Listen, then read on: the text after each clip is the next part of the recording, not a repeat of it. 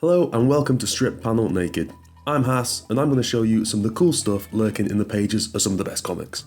Hellboy is a comic rooted in folklore. A lot of the stories, particularly those dealing with Hellboy and his origins and fate, use heavy myth and fantasy elements. Mike Mignola himself said this about Hellboy and his stories. He's becoming more involved in the folklore world, and because he's in that folklore world, he has less to do day in and day out with human affairs all the time. And so in what may be Mike Mignola's final issue of Hellboy, he gives him the send-off he deserves by making the issue feel like the telling of a tale passed down, complete with the man behind the myth ending. So here we're going to take a look at Hellboy in Hell number 10. This is a series where Hellboy has died and finds himself in Hell. His entire life he's been told this prophecy that he'll become the ruler of Hell. And this is where we finally kind of get to see that in action. And Dave Stewart on colours and Mike Mignola on art and story tell this tale in this mythic way by utilising a specific way of doing the art, the colour and the dialogue. But they all tie into the same idea, and that's of distancing Hellboy from the audience in this narrative by making a point about telling us, the audience, that we are hearing a story, not watching it unfold as it happens. And the first technique Mignola employs is the way he frames this story. He uses the demon here as the narrator, and that already creates a distancing effect because we're being told about Hellboy's final story. Usually we start Hellboy's stories from his point of view, he's our way into the story.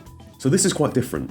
And the way this story begins is a demon landing home here to tell his grandmother the story of what he's just witnessed. So in a way, it actually becomes his story, not Hellboy's, and Mignola never lets you forget that, because he peppers the story with panels like this one here, where we cut away from the visuals of the tale being told and back to the demon, looking directly at us, the reader, and reminding us we're hearing his version of events.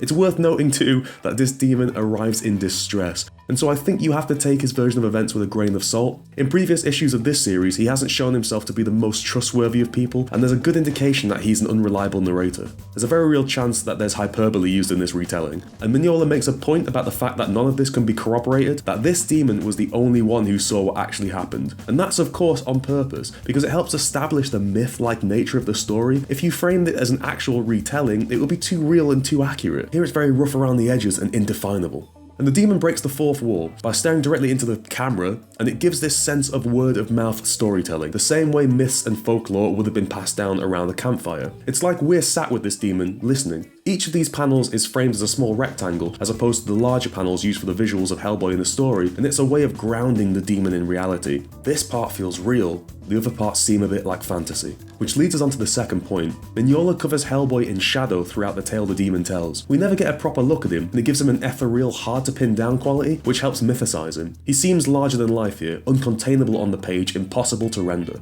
And where that demon is coloured in muted tones, look at how Dave Stewart uses colour in these panels with Hellboy. It's gloriously saturated in comparison, with these deep reds and intense fiery flames. Here he encounters the Leviathan, and watch how it goes from green to engulfed in this scarlet tone of Hellboy. And even later in the book, when the story is coming to an end and Hellboy goes more muted, his eye here is deep red. In a book that's often very, very desaturated, this stands apart. There's a great quote by filmmaker Andrei Tarkovsky who said, "On the screen, colour imposes itself on you, whereas in real life that only happens at odd moments, so it's not right for the audience to be constantly aware of colour." And this is the great explanation of Mignola and Stewart using colour here to make you aware of it, to make you see how larger than life, how out of this world these sequences seem in the context of the rest of the book and series. And so the third thing Mignola does is have captions over these sections of the story. And captions are used in the same way as voiceover in film or an authorial voice in a novel. They help distance you from these events.